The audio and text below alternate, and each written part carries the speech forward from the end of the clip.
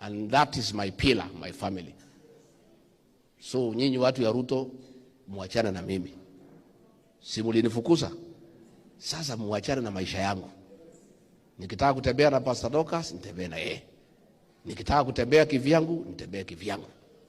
Wewe rais, tembea vile unataka. Watu yako watembee vile wanataka. Wale wako na mabibine waamue kama watatembea na wote pamoja ama moja moja.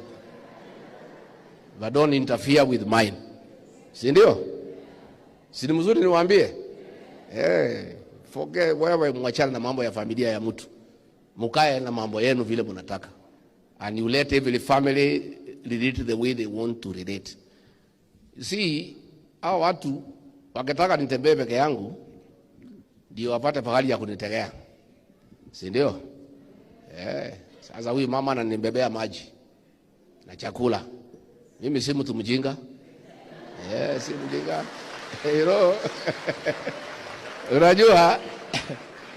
Unajua huyu Ruto alilipa my PA 20 million akanisaliti. 20 million alipa PA yangu akanisaliti. Niko na advisor hapo akamlipa 10 million akanisaliti.